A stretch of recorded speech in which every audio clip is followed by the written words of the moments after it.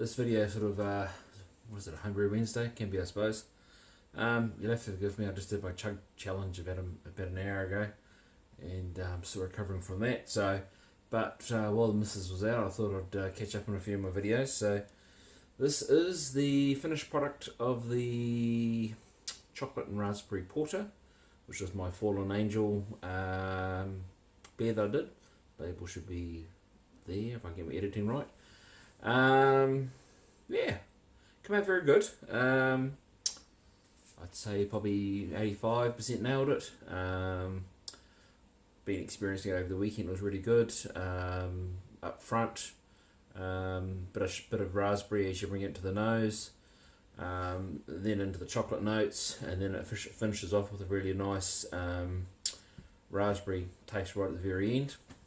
Head retention's getting there. My carbonation of this is only in the keg at the moment. I've actually been really slack. I've got the rest of my brew, that brew sitting in the keg, uncarbonated, just cold crashing in the fridge. It's been sitting there for about a week. Been really busy, I haven't got around to bottling it, but that comes out alright. I'll probably send some out. Like I say, I'm reasonably happy with it. There's a few things I think I'd like to work on with it. But yeah, for a first go at a recipe, I was quite happy. So anyway, I better have a taste.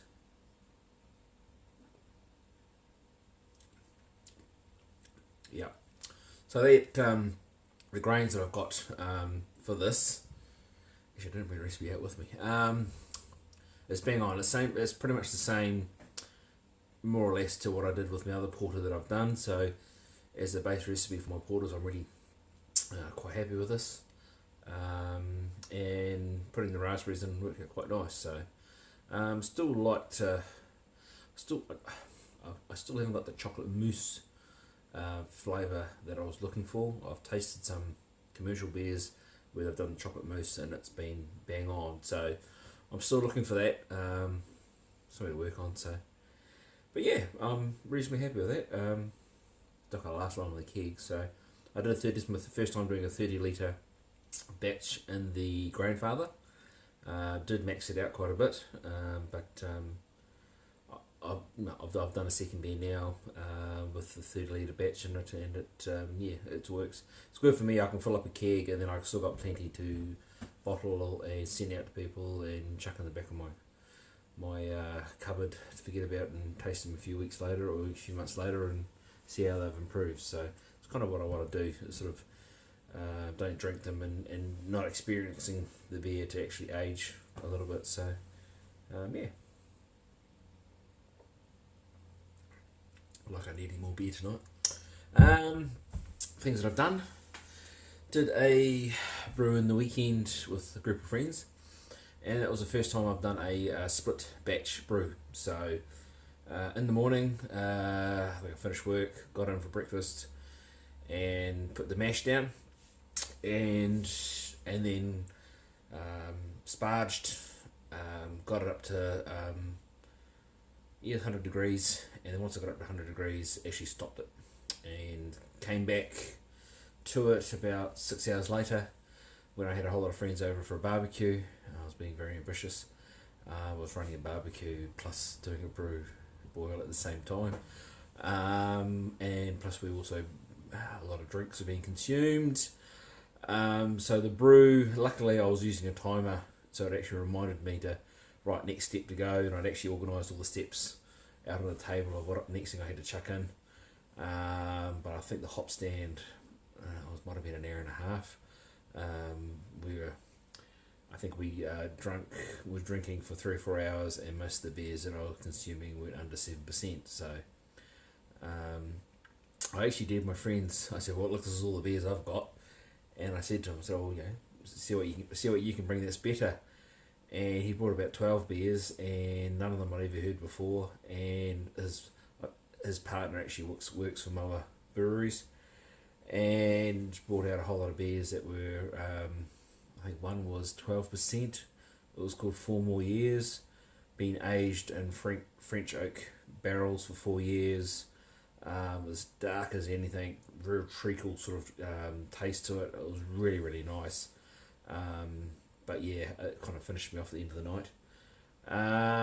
So yeah, that was that night. So yeah, so the beer that I did was a corn beer, that split batch one. So that was trying to use as much of my own stuff as possible. So it was my own corn from my own maize fields. I went out after we've done a whole lot of harvesting, dried it all in the oven. Next year I'll have my own dryer going. And dried it all, used my own hops that I'd harvested from this year's crop, pardon me, and used that. So the only thing I really put in was 4 kilos of barley, a little bit of toffee malt, and a little bit of Gladfield's Supernova, which is kind of like a crystal malt. It's a little bit different though.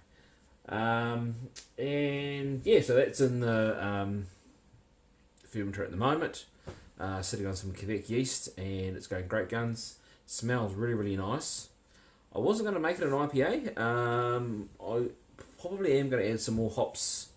What are we? Tomorrow I'll be adding some more hops. It'll be day 5, and I might make it a bit of an IPA because it is smelling and tasting really nice. I've taken some samples out, and it's got a beautiful, quite a light, refreshing taste. But because I put the toffee malt in there, about 5%, I've still got. It's still not too. It's not light like you'd have with corn beer. It's actually got a bit of colour to it. So. Well, I'm gonna play around with that. It's quite interesting.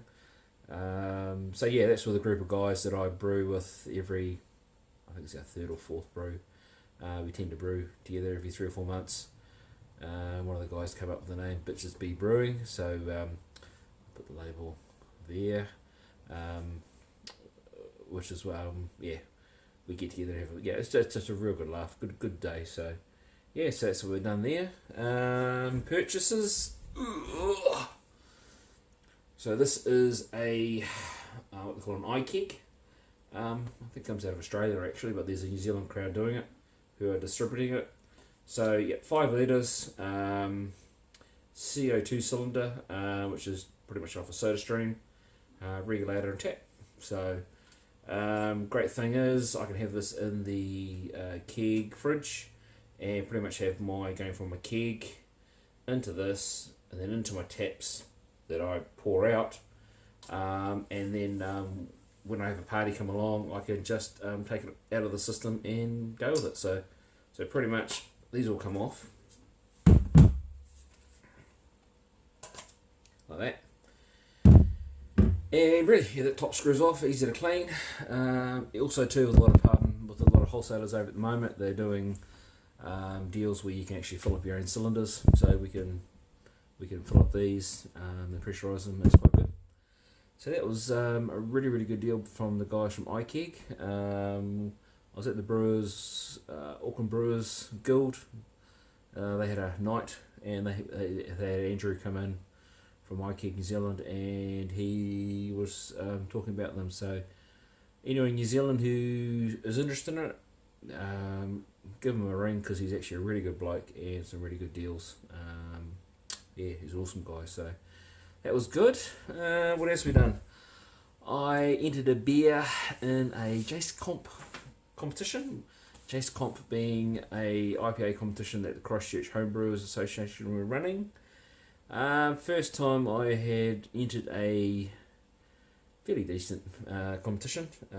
It's a national one. Done a few ones at the local shows and have gone quite well, but this is the first time I'd entered one that was fairly serious. And I entered in my Hoppage of the Dead beer. While I'm doing it there. And yeah, it went really well. I originally tried to enter it in the American IPA section. But they didn't like the yeast that I used, because I used Mr. Anderson's Quebec yeast, and they thought that was a bit of a farmyard blend. So I entered it into the speciality IPA and got a silver medal, which I'm freaking stoked about. And with an average score of 43, which is just short of, so 45 is outstanding, between 45 and 50 is outstanding, and between 38 and 44 is excellent. So pretty stoked with that. I had a score of 3 judges. Would I get a 45, a 40, and a 44? So pretty stoked with that. Plenty of hoppages into that one. So they all commented that the base malt was really good, and I was really happy with the amount of hops in it, which I'm pretty happy with because it was brewed way back in February. So it was a good sort of 7-8 weeks before the competition that I brewed it. So in hindsight, maybe I should have done it a bit closer. So yeah, stoked with that, and yeah. Oh god, I need to sit down. I'm just going to sip this beer after this bloody chug challenge of Graham's, and I'm just going to sit down and sip this and put a movie on, I think, because the old head is swimming. So anyway guys, I've rambled on long enough. It's coming up over way too long. So have a good one. Be safe, be good, and see you later.